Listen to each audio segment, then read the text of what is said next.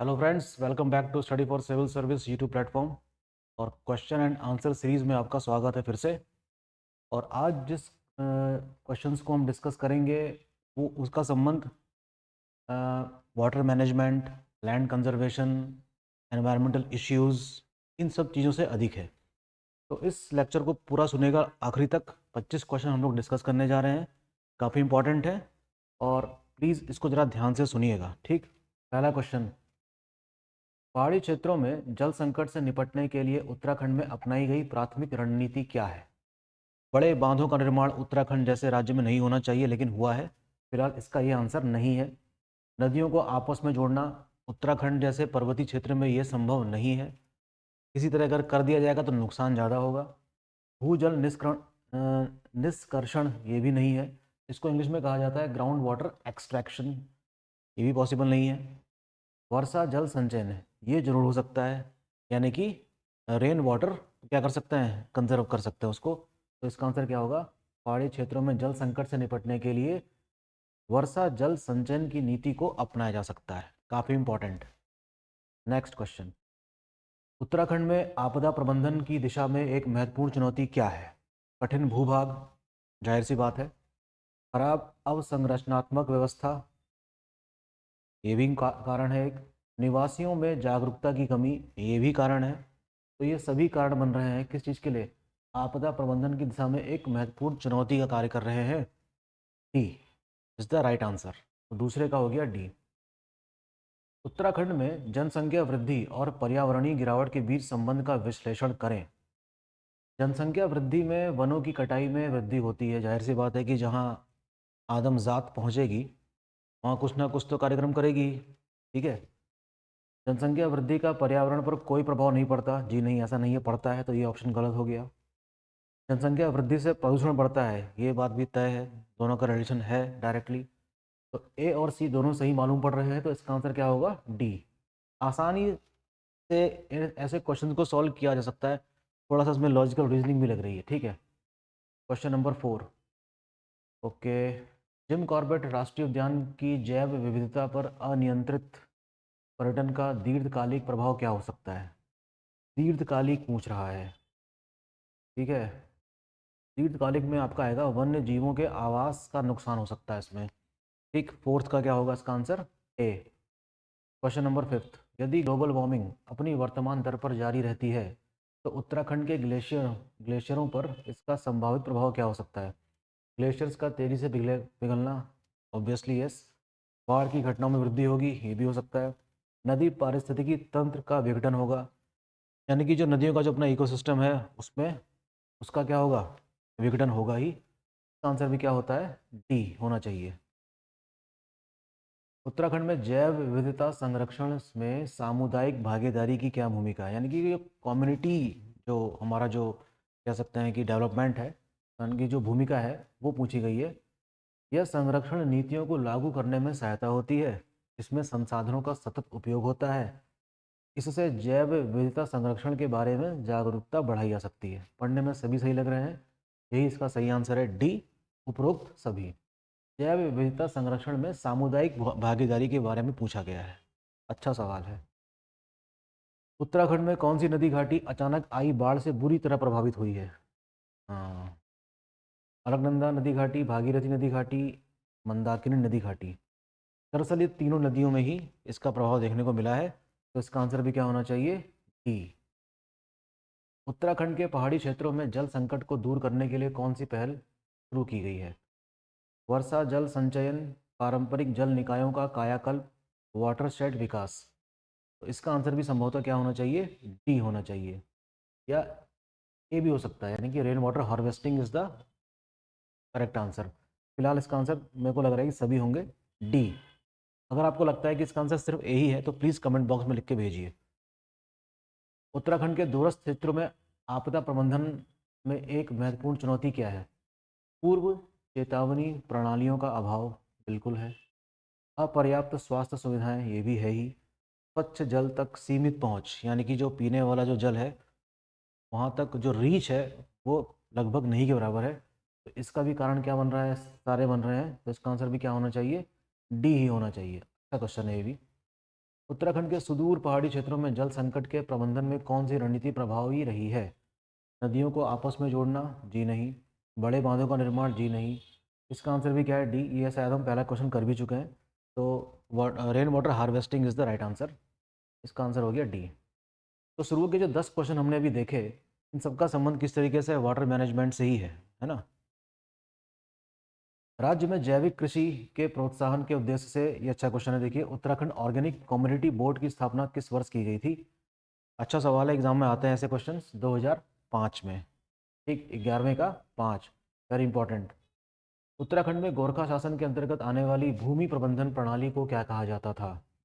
देखिए, उत्तराखंड में प्राचीन काल से लेकर जब हम मॉडर्न पीरियड में आते हैं तो देखेंगे हर प्रकार के शासक ने अपने तरीके से लैंड कह सकते हैं कि मैनेजमेंट अपना स्थापित किया था। तो इस तरीके से गोरखाओं का भी जो शासन था उत्तराखंड वाले कुमाऊं वाले पार्ट में, उन्होंने भी अपनी प्रणाली इस्टेब्लिश करी थी। उसका नाम था ठोकदारी। ठीक है, ठोकदारी is the right answer, 12th का ए। उत्तराखंड में भूमि जोत की अलाभकारी स्थिति का कृषि उत्पादकता पर क्या प्रभाव पड़ता है? इससे उत्पादकता बढ़ती है, इससे उत्पादकता घट जाती है, इसका उत्पादकता पर कोई प्रभाव नहीं पड़ता, इससे अति उत्पादन होता है। भूमि जोत की अलाभकारी स्थिति में देखिए उत्पादकता बढ़ेगी नहीं घटेगी, तो इसका आंसर क्या होगा? बी, 13th का बी। बेगार प्रथा का उत्तराखंड की सामाजिक आर्थिक संरचना पर क्या प्रभाव पड़ता है? इससे आर्थिक विकास होता है, मुझे तो नहीं लगता इससे आर्थिक विकास होता होगा। इससे सामाजिक असमानता उत्पन्न होती है, ये जरूर हो सकता है। इससे सामाजिक सद्भाव में वृद्धि होती है, सद्भावना ऐसे नहीं बढ़ेगी भाई, तो इसका आंसर बी ही है। स्पष्ट रूप से मैं कह सकता हूँ, इससे सामाजिक असमानता उत्पन्न होती है, और ये भी इसका ऑप्शन नहीं होना चाहिए। इससे औद्योगिकरण को प्रोत्साहन मिलेगा, बिल्कुल नहीं मिलेगा। उत्तराखंड में भूमि जोत की आर्थिक स्थिति में सुधार के लिए संभावित समाधान क्या है? भूमि की कीमतों में वृद्धि, भूमि जोत का समेकन, कृषि सब्सिडी में वृद्धि करनी चाहिए, या जैविक खेती को प्रोत्साहन देना चाहिए? भूमि जोत की आर्थिक स्थिति में सुधार लाने के लिए मेरा ये मानना है, इसमें कंसोलिडेशन ऑफ लैंड होल्डिंग्स को अगर किया जाए, यानी कि भूमि जोत का समेकन किया जाए, तो इस प्रकार की स्थिति से निपटा जा सकता है। तो 15वें का आंसर क्या बन रहा है इसमें? बी बन रहा है। क्वेश्चन नंबर 16, भारत तिब्बत व्यापार का उत्तराखंड के सीमावर्ती जिलों की सामाजिक आर्थिक संरचना पर क्या प्रभाव पड़ता है? इससे आर्थिक विकास होता है, यह आर्थिक असमानता का कारण बनता है, इससे सामाजिक सद्भाव में वृद्धि होती है, इसका कोई महत्वपूर्ण प्रभाव नहीं है। जी नहीं, ऐसा तो नहीं है। तो इसका क्या होगा? इससे आर्थिक विकास होता है। तो 16 का आंसर क्या होना चाहिए? ए होना चाहिए। आसान सवाल है। आर्थिक सर्वेक्षण 2023 में राज्य की अर्थव्यवस्था में सुधार के लिए क्या प्रमुख सिफारिश की गई थी?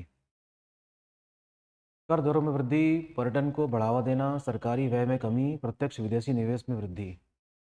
राज्य की अर्थव्यवस्था में सुधार के लिए मैं चाहूँगा कि इसका आंसर आप लोग खुद दें। 17वें का आंसर आप देंगे मेरे को कमेंट बॉक्स में कि इकोनॉमिक सर्वे जो था 2023 का, उसमें अर्थव्यवस्था को सुधारने के लिए क्या प्रमुख सिफारिश की गई थी। प्लीज़ 17 का आंसर आप मुझे दे रहे हैं, ठीक है। क्वेश्चन नंबर 18, किस अधिनियम के कारण उत्तराखंड में भूमि स्वामित्व और भू राजस्व के संग्रह में परिवर्तन हुआ? भूमि अधिग्रहण अधिनियम, वन अधिकार अधिनियम, जमींदारी उन्मूलन अधिनियम, या भूमि सीमा अधिनियम? तो इसका आंसर होना चाहिए जमींदारी उन्मूलन, यानी कि जमींदारी एबॉलिशन एक्ट की वजह से हम देख सकते हैं कि भू राजस्व के संग्रह में परिवर्तन आया है। उत्तराखंड में भूमि प्रबंधन के संदर्भ में नयाबाद बंदोबस्त किया था। काफ़ी अच्छा क्वेश्चन है। एक प्रकार की वन भूमि, ग्राम समुदाय के लिए नियंत्रण में भूमि, खेती के लिए आवंटित भूमि, खेती या कृषि के लिए भी कह सकते हैं, कृषि के लिए आवंटित भूमि, राज्य सरकार के स्वामित्व वाली भूमि। तो इसका आंसर क्या है? सी, खेती के लिए आवंटित भूमि। काफ़ी अच्छा फैक्ट है, याद रखेंगे आप लोग कि इसका संबंध किस चीज़ से था, नयाबाद बंदोबस्त का संबंध किस चीज़ से था? खेती के लिए आवंटित भूमि से, अर्थात कृषि के लिए आवंटित भूमि से था। अच्छा क्वेश्चन है, ध्यान देने वाला है क्वेश्चन ये। उत्तराखंड की भूमि प्रबंध प्रणाली के संदर्भ में बेनाम भूमि क्या है? आजकल उत्तराखंड नजूल भूमि, बेनाम भूमि, इन सब की वजहों से काफ़ी चर्चा में है पूरे देश में, ठीक है। अभी कुछ समय पहले उत्तराखंड में जो वायलेंस हुई थी, है ना, उसमें जो देखते हैं कि एनक्रोचमेंट की वजह से पुलिस वालों की तरफ पथराव आगजनी की जो घटना हुई थी, काफ़ी मामला उछला हुआ है अभी भी। तो इन सब वजहों से उत्तराखंड बेफालतू में चर्चा में है, नेगेटिव चीज़ की वजह से, जो कि अच्छा नहीं है। उत्तराखंड की भूमि प्रबंधन प्रणाली के संदर्भ में बेनाम भूमि क्या है? अंग्रेजों के शासन के दौरान उनके स्वामित्व वाली भूमि, कृषि प्रयोजनों के लिए आरक्षित भूमि, जमींदारों के स्वामित्व वाली भूमि, या स्थानीय समुदाय द्वारा प्रबंधित वन भूमि। तो इसका आंसर क्या होगा? ए, अंग्रेजों के शासनकाल के दौरान उनके स्वामित्व वाली भूमि को बेनाम भूमि कहा गया है। या इसका आंसर सी भी हो सकता है। मैं फिर से इसमें कहूँगा कि आप इसका आंसर खोज के मुझे बताएंगे। जमींदारी के स्वामित्व वाली भूमि को क्या कहते हैं? बेनाम कहते हैं कि नहीं? या अंग्रेजों के शासन के दौरान उनके स्वामित्व वाली भूमि को क्या कहा गया है? बेनाम भूमि। उत्तराखंड में किस त्योहार में भव्य मेला और भगवान शिव की पूजा होती है? भव्य मेला और भगवान शिव की पूजा होती है। नंदा देवी राज्यात यात्रा। ठीक है, आंसर क्या होना चाहिए? बी होना चाहिए। उत्तराखंड में पारंपरिक लोक साहित्य का स्वरूप क्या है जिसमें देवी देवताओं की कहानियां गाई जाती हैं? काफ़ी इंपॉर्टेंट है, कई जगह देखी जा सकती है। ये कुमाऊं वाले रीजन में इसे कहते हैं जागर। 22 का ए है। उत्तराखंड में कौन सी जनजाति पारंपरिक रूप से ट्रांस ह्यूमंस का अभ्यास करती है? ये क्वेश्चन कई बार रिपीट हुआ है, आता है और फिर से आएगा। भोटिया, थारू, जौनसारी, राजी। इसका आंसर क्या है? भोटियाओं में ही ट्रांस ह्यूमंस वाली जो प्रैक्टिस है वो की जाती है। खेल के क्षेत्र में उत्कृष्ट प्रदर्शन के लिए उत्तराखंड में कौन सा पुरस्कार दिया जाता है? बिल्कुल भी सोचने की जरूरत नहीं है, सीधा इसका जवाब क्या है? उत्तराखंड खेल रत्न। क्वेश्चन नंबर 25, शादियों और त्योहारों के दौरान पुरुषों द्वारा किया जाने वाला उत्तराखंड का पारंपरिक नृत्य क्या है? कई बार क्वेश्चन आ चुका है, फिर से देखिए, दिखाया यहाँ पर लिखा गया है। इसका आंसर क्या है? छोलिया। बाकी सारे जो डांसेस हैं, भांगड़ा, गरबा, कथक, वो यहाँ के हैं ही नहीं, तो इसका आंसर क्या हो जाएगा? छोलिया। तो ये रहे कुछ 25 क्वेश्चन, जिसमें कुछ वैरायटीज़ थी, जिसमें अधिकतर संख्या किसकी थी? वाटर कंजर्वेशन को लेकर थी। और होपफुली आपको ये सेशन अच्छा लगा होगा। प्लीज़ इन क्वेश्चंस की प्रैक्टिस करिए और अपने स्तर से भी करते रहिए, और हो सकता है मार्च के महीने में उत्तराखंड पीसेस का फॉर्म आए। ओके।